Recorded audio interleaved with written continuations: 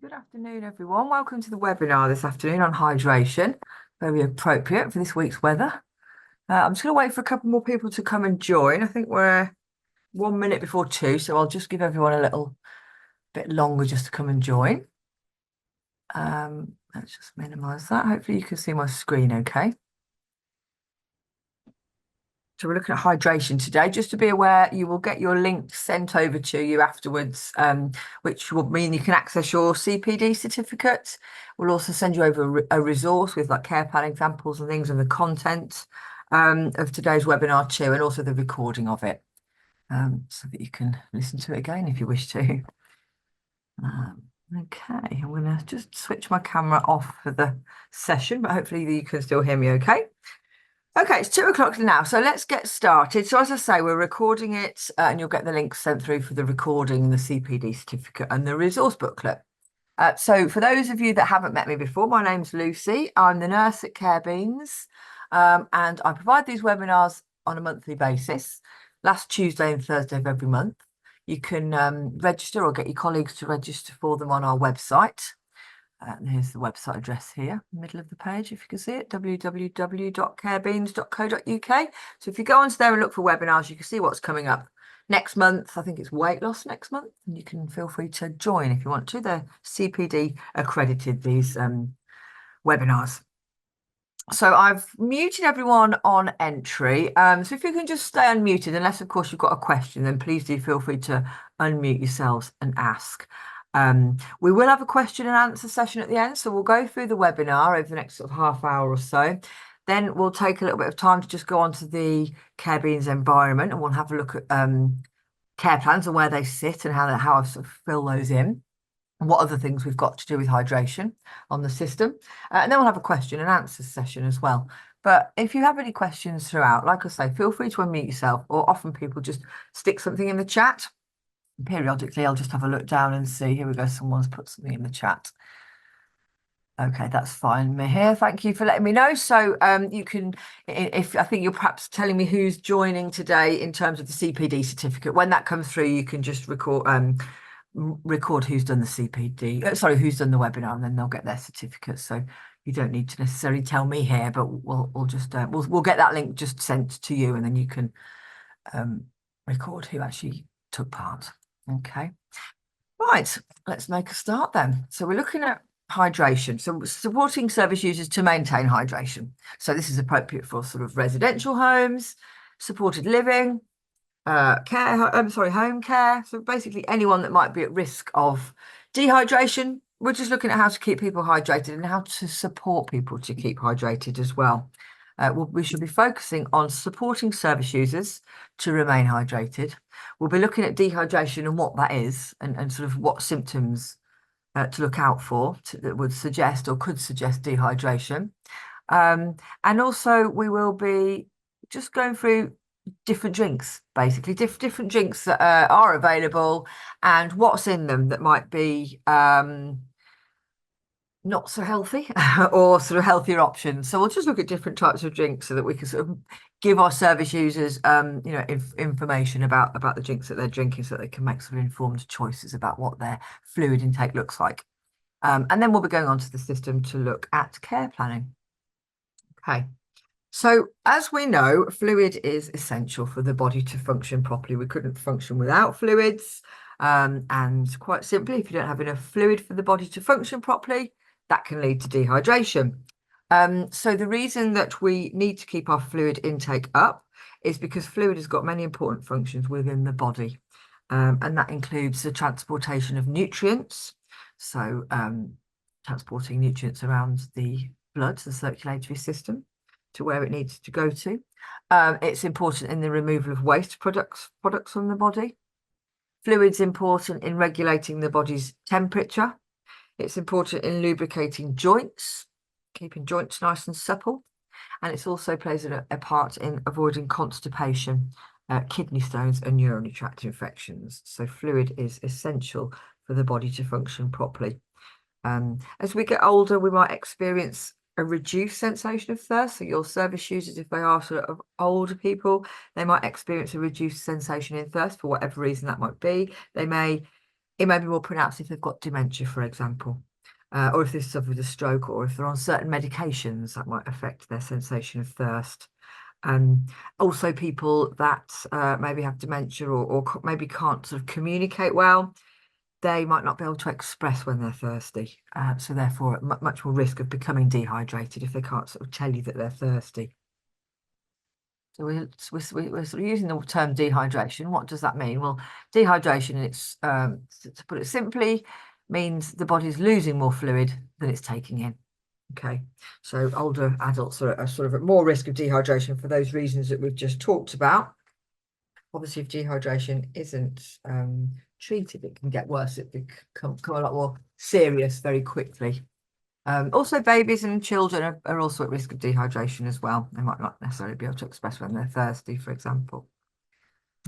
So what can we do to check for dehydration? So there's different symptoms to suggest someone might be dehydrated. Okay. And those symptoms might be the following. So, for example, feeling thirsty. We all know if we feel thirsty, we're probably a bit dehydrated. So we know the body's telling us we need to drink more. That's sort of one of the most simple ways to know if you're a little bit on the dehydrated side, that you feel thirsty. If your urine is dark yellow or strong smelling, then that could suggest that you are dehydrated. So we've got some nice urine samples over here, very dark urine. That's slightly dark there. This is what we're sort of aiming. This like some nice pale straw-like coloured urine. So that's a good indicator of dehydration if it's strong smelling and dark. If people are urinating less often than usual, obviously that's the body trying to retain fluids. So if they're not weeing very much, then that could be a sign of dehydration. So the person might feel dizzy or lightheaded. They might also feel very tired and lethargic. Another symptom or signifier could be if someone's got a dry mouth or lips or tongues, if it's sort of cracked, that could suggest that you're dehydrated as well as sort of like sunken eyes. There's lots of different symptoms and clues that someone might be dehydrated in our service. So what are the causes of dehydration? There's lots of different causes of it, but I've just marked a few things down here. It can happen more easily, dehydration, if someone's got diabetes, for example. So when someone's got diabetes, their body expels sugar in their urine. So if the kidneys are overworked, the body expels sugar in the urine, and in doing that, it kind of drags fluids out from the tissues. So people often urinate more, that the fluids are being kind of dragged out of the tissue, so that could cause dehydration a lot quicker.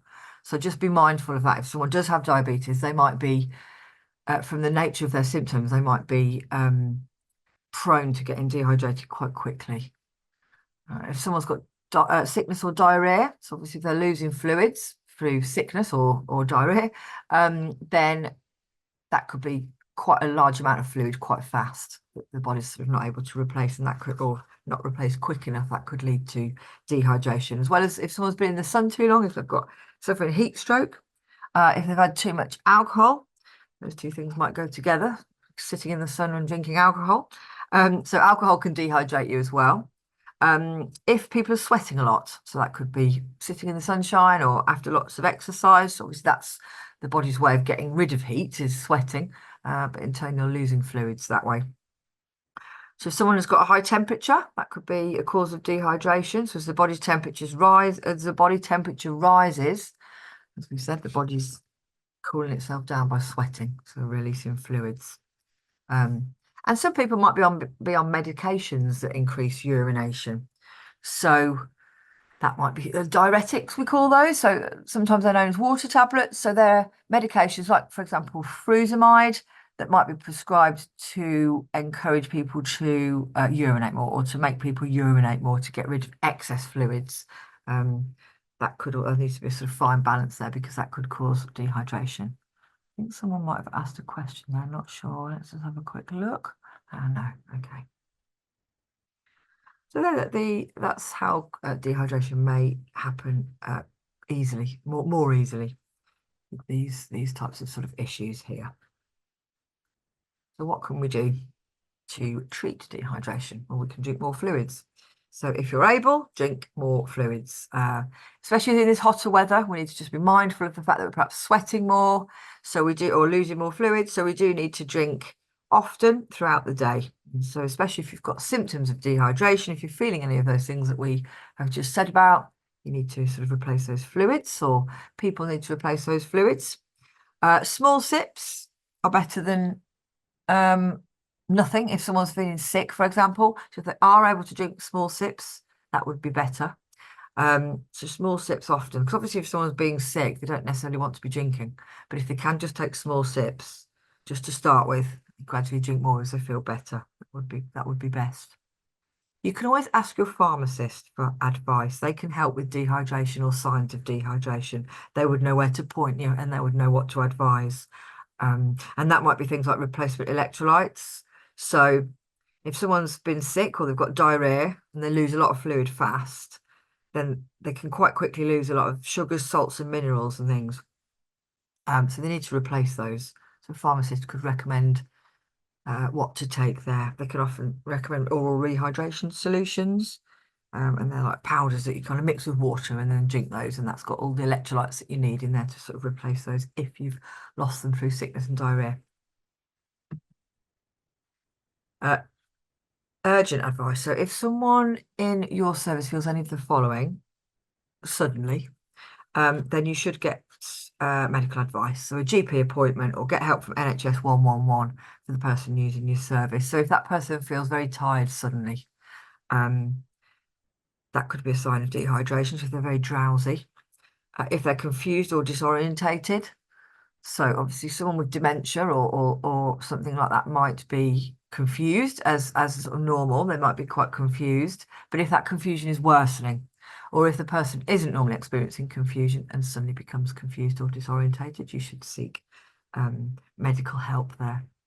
If the person feels dizzy, like when they stand up, for example, or it doesn't go away, if they've got dark urine, or if they're peeing less, if they're urinating less, um, or as we said, if it's like really dark yellow, strong and smelling, or if they've got an increased respiration rate, so if their breathing is increasing, or their heart rate, if you feel their pulse, if that's quickening, then that could be a sign that someone is seriously dehydrated. So not just dehydrated, but seriously dehydrated. That can also obviously be signs of other things as well, but anything like that should be reported immediately for the doctors to decide what the next step is treatment-wise.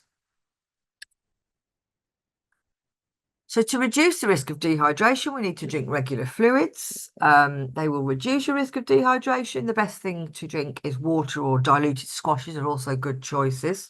So that's important to drink regularly. The aim is to get clear urine. So you should be drinking enough in the day so that urine's a sort of pale, clear colour. Here we go. We've got some samples here on the right. And when you're at high risk, so if you do have got a temperature, if you are poorly, if you are out in the sunshine, if you have been sweating a lot, if you are an older person that might have a reduced risk of knowing when they're a reduced sensation of thirst, then there's a higher risk of dehydrating, so you should drink more then. Okay. Someone might have a question, so let me just pop on the chat. Hello, Janet. Okay, what are the appropriate fluids to treat dehydration? So the appropriate fluids to treat dehydration, we're going to look at those actually towards the end. We'll look at what's in different drinks. I mean, basically, any fluids really. Whatever that person can drink really is good for dehydration. The best things are always water. The best thing is always water, or diluted orange juice, for example, is often best. That's the best thing would be water. But you can also drink other drinks as well. Any fluids go towards a fluid intake apart from alcohol. So that could be teas and coffees and things as well. But we're going to look at those at the end actually, and just have a look at what's in different drinks so that you can help people make choices about what they should be drinking. So we'll look at that shortly. Okay, so there's a couple of people. Yeah, so just to answer your question, Zoe, you will, whatever the link, whatever email you gave to join the webinar, that's where you'll get your CPD certification details, and you can add whoever attended the course, just so that you're aware of that. Okay. So let's go on to the next slide. So how do we support people in our service? So people might not have a sense of how much they're drinking, so we need to assist them potentially. So you can help them by encouraging fluids, so making sure they drink at meal times throughout the day, offering fluids throughout the day, especially as we say on warmer days like today or this week. Social drinking, so making drinking a social thing, like having a cup of tea together in the afternoon in the lounge or something. So just about offering drinks, making it a sort of nice thing to do, and also offering foods with high water content as well. So we're talking about fluids, but there's also foods that have a lot of high water content. So soups, things like that, ice creams, jellies, fruits like melons, for example, watermelons, cucumbers, they've all got a very high water content. So, they do, well, you can't sort of, it's harder to, you wouldn't be able to put those on a fluid chart necessarily, but it is important to sort of, like the fruits, I mean, but it is important to offer those sorts of things because they too go towards fluid intake. And now what we're going to do is we're going to just look at different fluids. So I'm not saying what's right and wrong about what to give people. I'm just going to give you now the different drinks and what's in them so that you can then sort of help people make informed choices about what it is they're drinking. Because as we're saying, the best thing to drink is water. But who wants to drink water all the time? Probably not many people. We want to drink teas, we want to drink coffees, we want to drink fruit juices as well, and that's absolutely fine. It all goes towards your fluid intake. But the key is about balance, really, isn't it?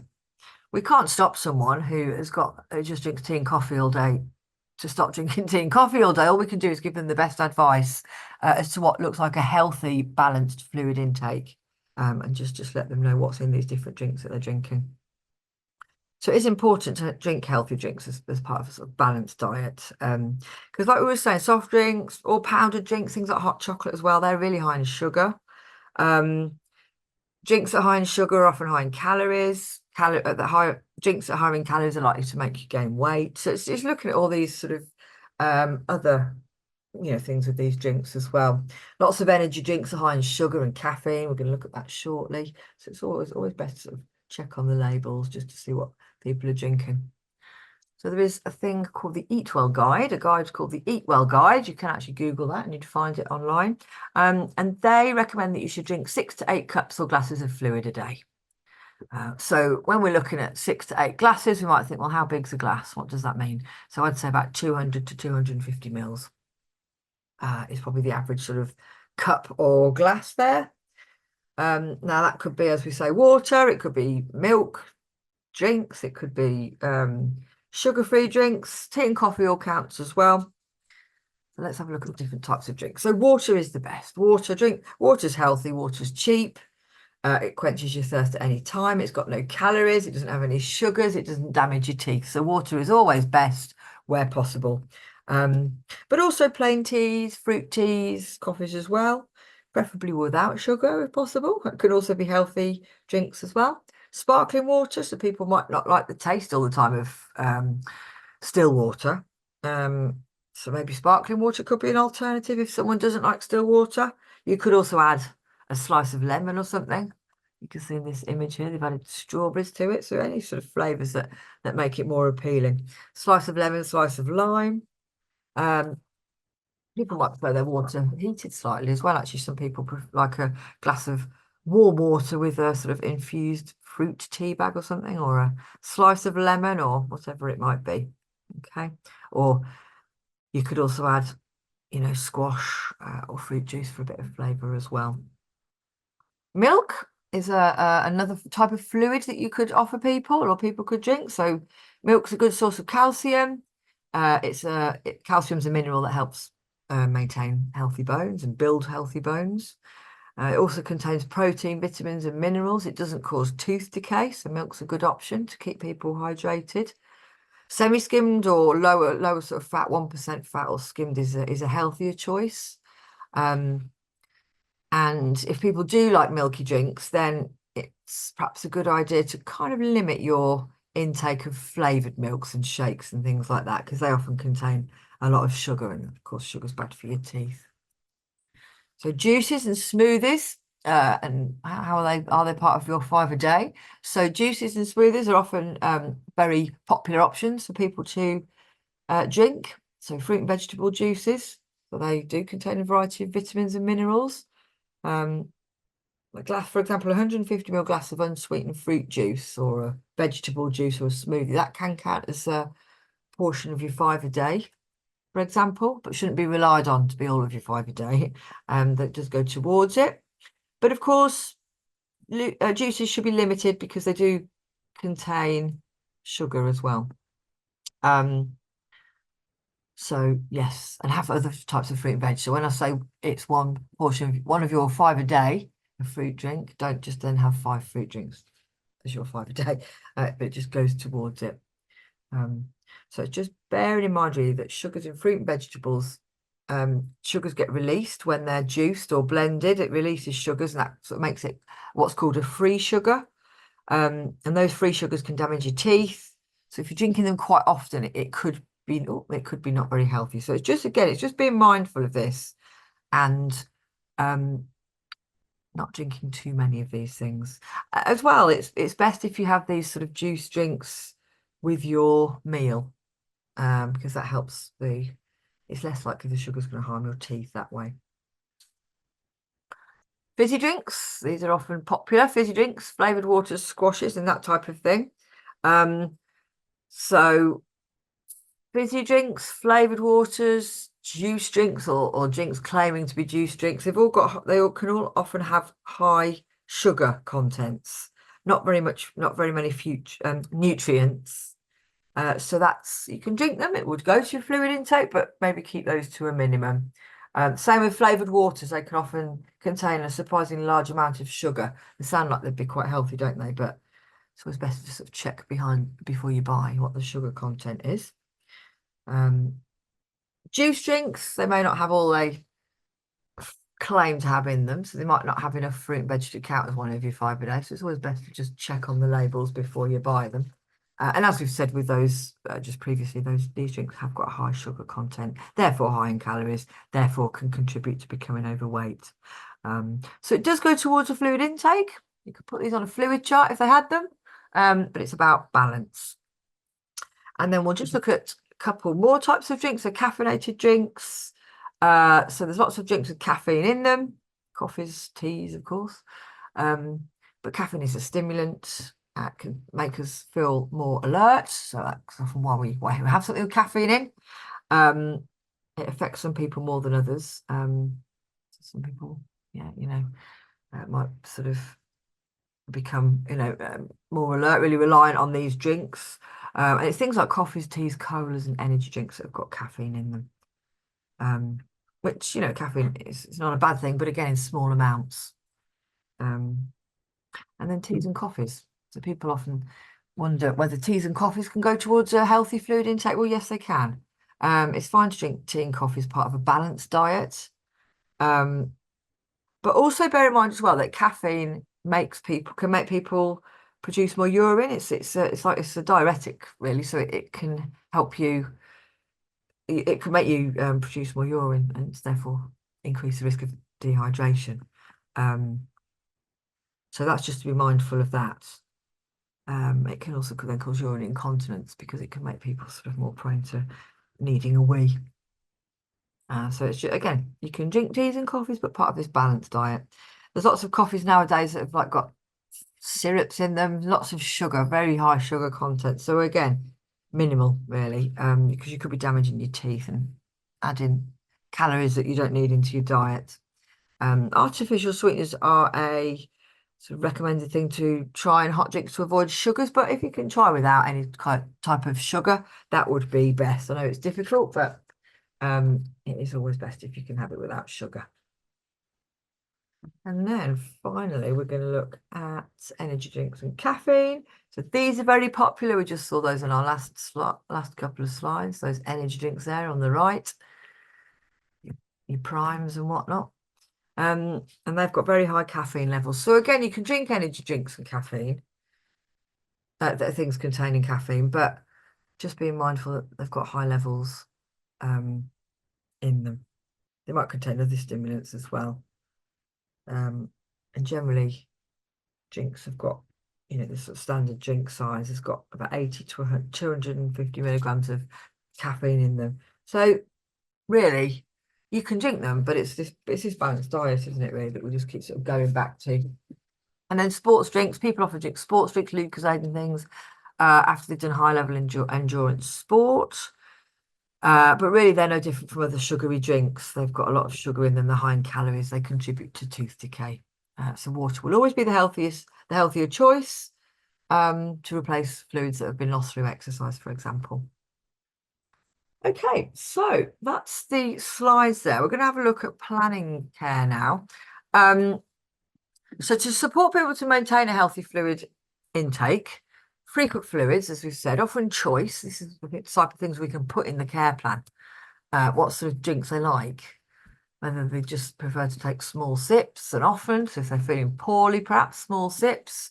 Water, milk or juice is fine as part of your intake. Using appropriate cups. Some people might use adaptive beakers if they can't grip, for example.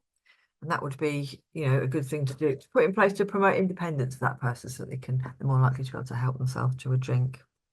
Making sure people are in an upright position if they need to be. So if they're prone to sort of slouching, you want them to be sitting nice and upright when they're drinking so they're not at risk of choking.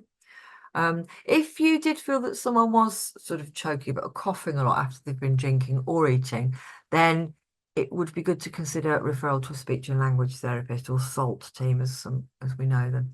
Speech and language therapist can come in and assess that person. They might suggest thickened fluids, so we can add things to fluids, like powder to fluids to thicken it to a certain thickness.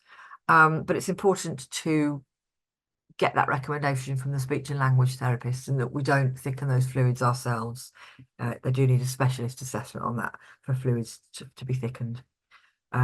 We could do regular urine checks. We know that's a simple and really good indicator for good hydration or dehydration. And we can also monitor someone's fluid intake. So if we're worried that they are at risk of dehydration, then we can record what they're drinking. Sometimes people can self-report. They might do their own fluid chart. Whatever's easiest, really, but it's good to sort of record what people are drinking on a day-to-day basis, especially in the summer.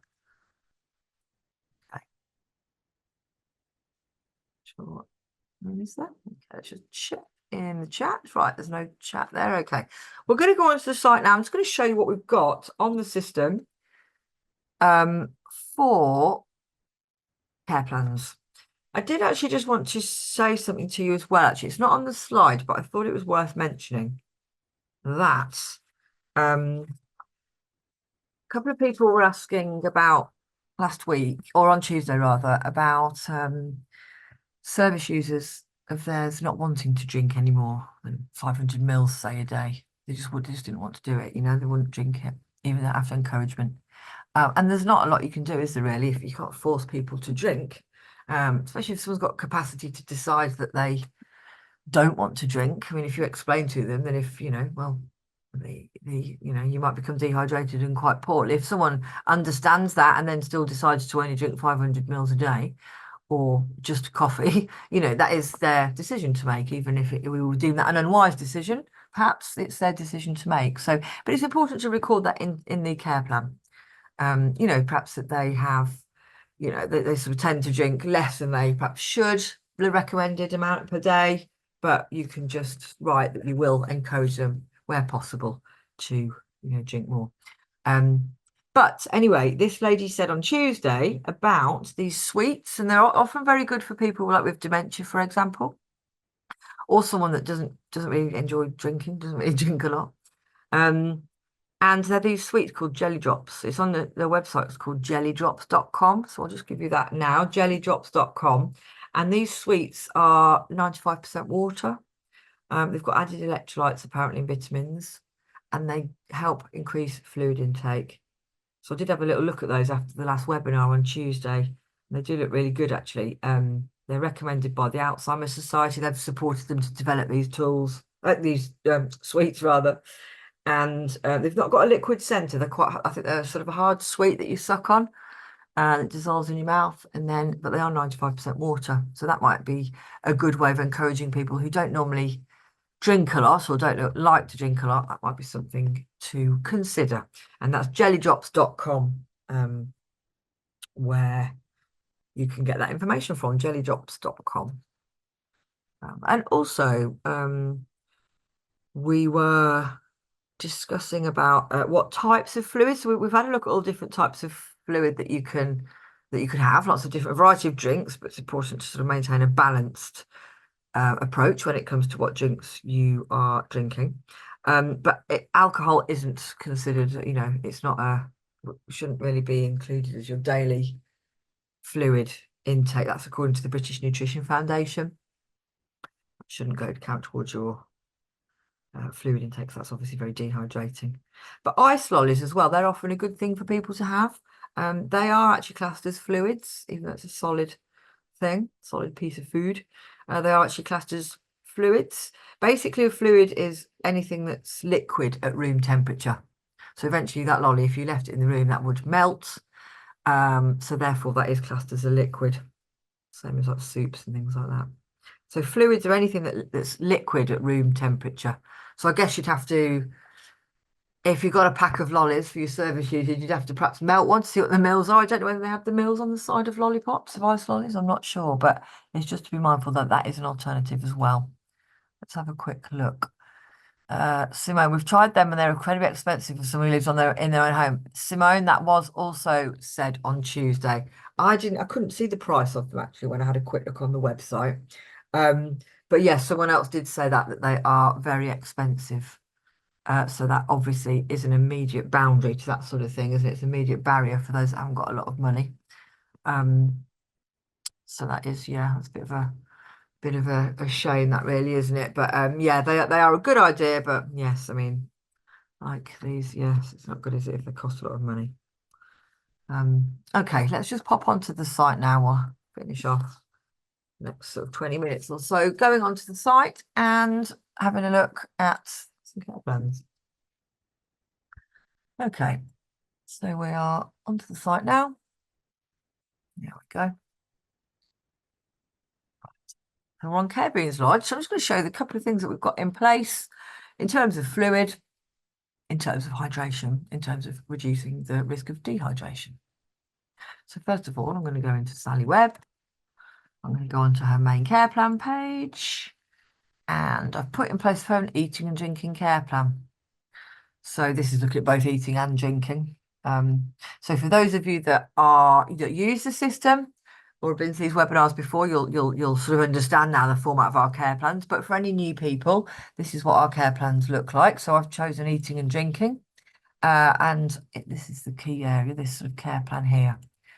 In each care plan, there is the sort of issue. What's the issue with eating and drinking? What's the goal?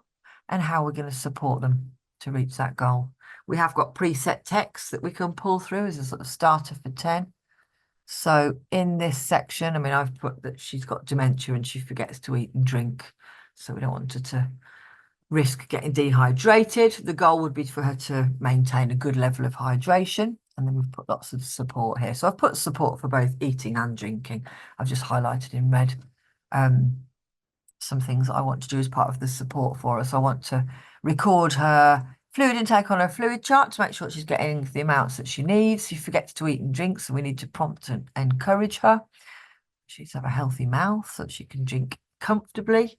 These are the drinks that she likes. So it's important to put that in the care plan, what she likes and doesn't like. I've put here that she should aim to drink 2 litres a day. You could put in here if she had thickened fluids or anything like that. If she had specially adapted cups, for example, you could put that in this support section as well. So lots of useful information about what we're going to do to support Sally.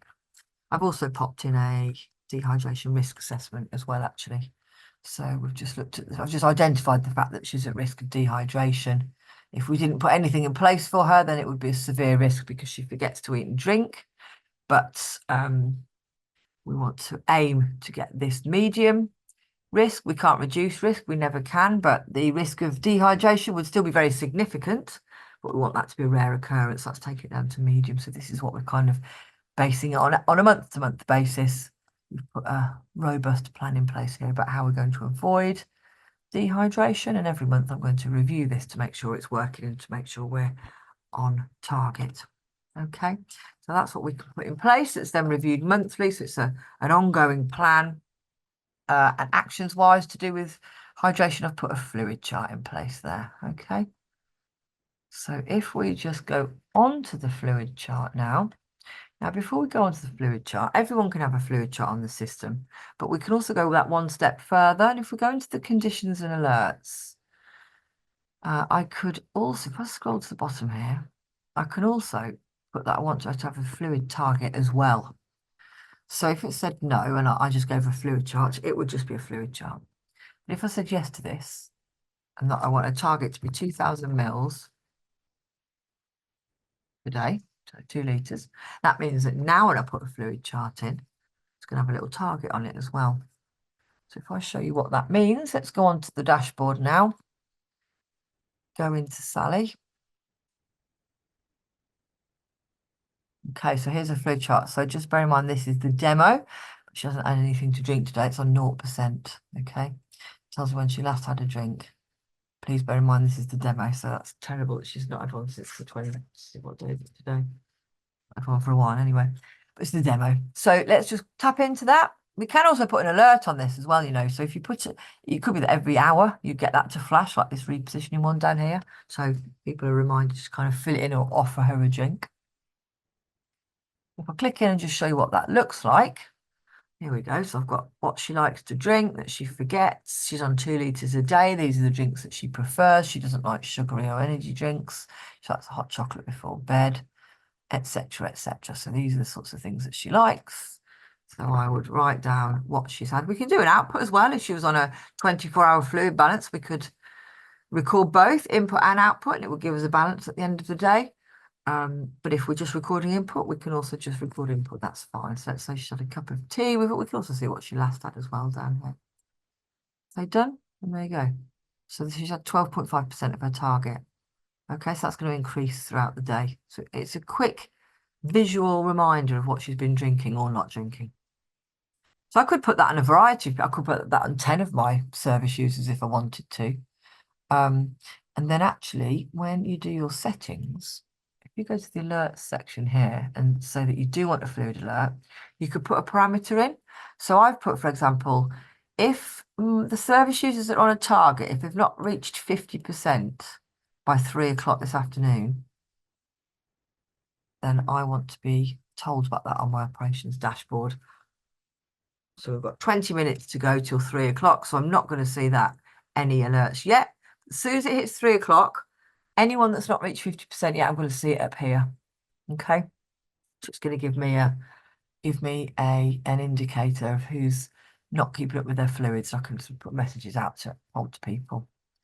I can also have a look at all my latest fluid charts here as well. Just a quick access fluid chart there. I can also have a look at my service user management, and I could also have a look at my detailed care report and have a look and see what fluid she's been on. There you go. Look at the fluid chart here. Have a look at all the different fluids that she's had over time. I might also go to the O for observations. We'll also, I could look at Sally. I might want to look at all my service users actually. Let's look at everyone. See what they've been drinking over the last month or the last 2 days. You can put your own date range in there, but then this would show me. Please bear in mind it's a demo, so people haven't had fluids, the demo site, but this is where you get all your charts for everybody, so you can have a quick look and analyze as well.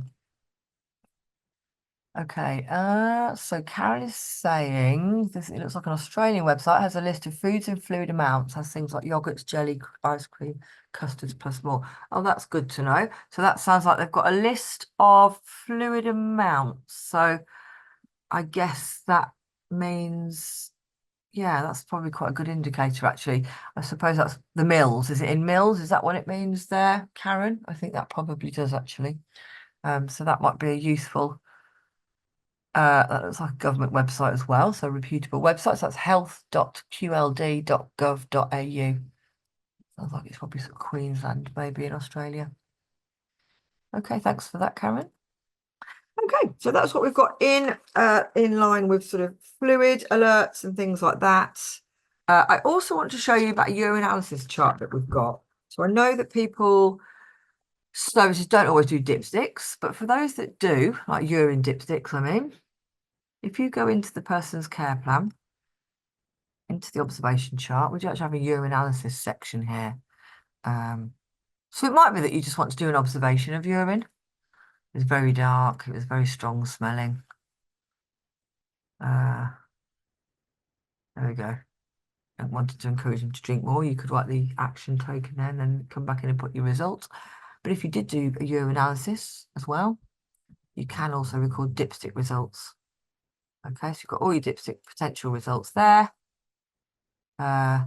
Kidney function that's affected when you're dehydrated, that would be specific gravity. So if your dipstick's showing a trace of specific gravity, so plus plus, the sort of pluses up here, that would suggest that your kidneys aren't functioning properly and therefore someone might be dehydrated. So that would be the indicator there. So you can actually just mark that down on your dipstick and take the appropriate action, send a sample in or whatever, encourage people to drink more fluids or get medical advice if there is a trace of that.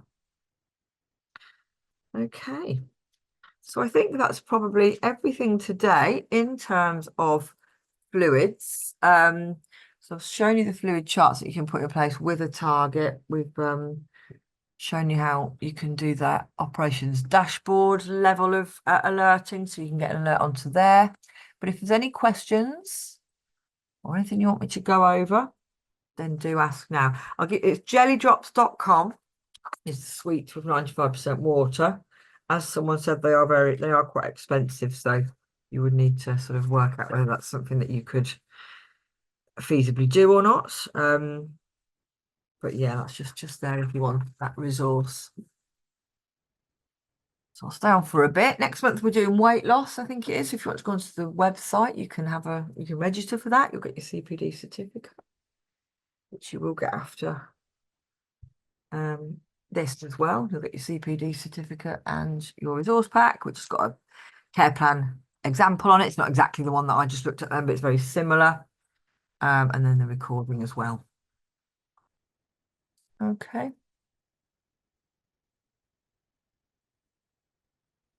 We had people last time saying that they found it very difficult to get people to drink. As we were saying before, you can't sort of force people to drink, can you? But we can sort of look at giving them as much support and encouragement as we can. Maybe using sweets as an option if we can do. Maybe offering a variety of juices, maybe making it a social event. So it's just about thinking a bit creatively about how we can encourage people as much as possible to drink fluids. And like I said, especially in our little heat wave that we're having as well. Okay, so it doesn't look like there's any more questions in the chat. So I'm going to assume that people haven't got any questions at present. You can always message me on lucy@carebeans.co.uk, Lucy, lucy@carebeans.co.uk. I'd be more than happy to answer any questions, or if I don't know, find out for you. If anyone who doesn't use the system wants to have a little demo of the system, feel free to contact me. I can put you through to the right people that can do that, or I'm happy to give you a little demo as well. If you've got any current customers that are a bit unsure or need refreshers on anything, just let me know. Like I say, lucy@carebeans.co.uk.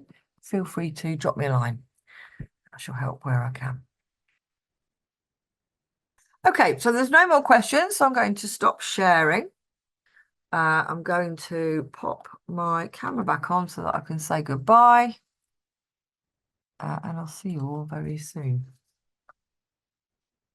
Lovely. I think I've gone now. I've had to close the curtain. It's very bright today. Okay, so thanks for joining, everyone. It was nice to see you. Hope to see you next month for the weight loss webinar. You'll get your links shortly after, so keep your eye out on your emails and you'll get your links to your CPD certificates and everything. And I shall bid you farewell and see you next time. Bye-bye.